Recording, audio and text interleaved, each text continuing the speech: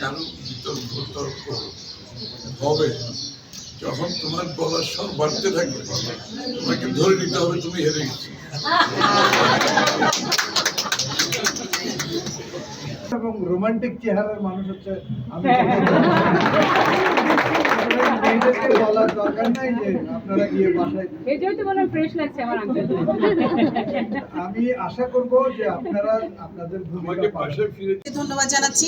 আমার আপনাদের প্রতি, বিশেষ করে শিল্পীদের প্রতি একটা মেসেজ, সেটা হচ্ছে যে আমরা যেহেতু একটা সম্প্রীতির বাংলাদেশ করতে চাই, একটা বলে তাদের থেকে বাংলাদেশকে মুক্ত করার জন্য অবশ্যই আপনাদেরকে ধানের শীষকে পছন্দ করতে হবে। এই জন্য আপনারা যারা আছেন আপনারা সবাই সহযোগিতা করবেন, আপনাদের সেই সহযোগিতাটাকেও কামনা করছি। এবং সেভাবে আমরা একটা সুন্দর বাংলাদেশ গড়ে তুলতে পারবো। আমি আবারও সবাই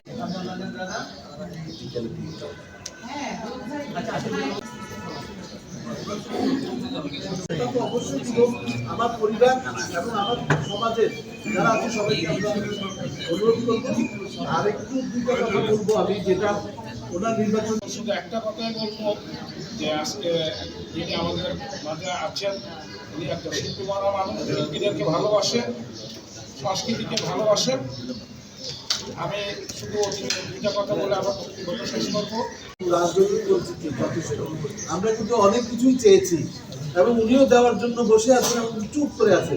ওনার কাছে সাইকোলজি আমি ব্যক্তিগতভাবে ওনার থেকে শিখেছি। আমরা কিন্তু অনেক কিছু চাই।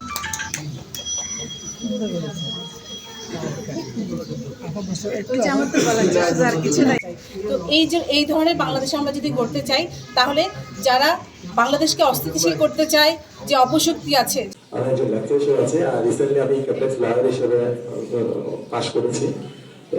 আমার পড়ালেখা যদিও অ্যাকাউন্টিং এর উপর, কিন্তু আমার ভীষণ হচ্ছে সঙ্গীত নিয়ে।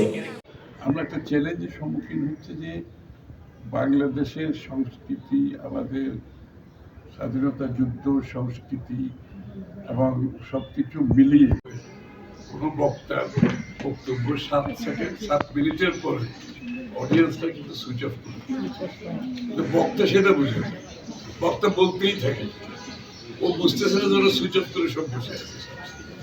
এই জন্য কম সময়ে আমরা চেষ্টা করব আমাদের রাজনৈতিক সংস্কৃতি অঙ্গনে যে কোনো অনুষ্ঠান কম সময় ভালো, কম সময়ে শ্রোতাদের কনসেন্ট্রেশন থাকে, যিনি পরিবেশন করছে সেও পারফর্ম করতে পারে, আর যারা দেখছে তারাও একটা ভালো মন নিয়ে যায়, একটা বোর্ড হয়।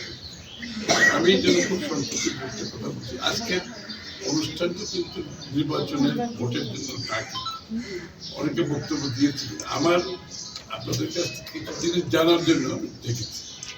এই কারণে যে বাংলাদেশের সাংস্কৃতিক অঙ্গন চট্টগ্রাম সহ আমরা কিন্তু অনেকটা পিছিয়ে গেছি।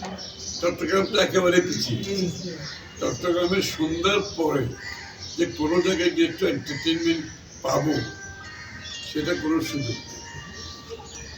অনলি এন্টারটেনমেন্ট চিটগে রাত্রে কারো বাসায় দাওয়াত খাওয়া, নাইলে কোনো রেস্টুরেন্টে গিয়ে খাওয়া দাওয়া, এর বাইরে কিছু নেই। এটা খুবই দুর্ভাগ্য। একসময় চট্টগ্রাম ভাইব্রেন্ট একটা সাংস্কৃতিক অঙ্গন চট্টগ্রামে ছিল। বাংলাদেশের সব বড় বড় শিল্পী কিন্তু চট্টগ্রাম থেকে উঠে এসেছে, কিন্তু চিটগাঁয়ে থাকে না, কারণ সেই পরিবেশ, সেই কি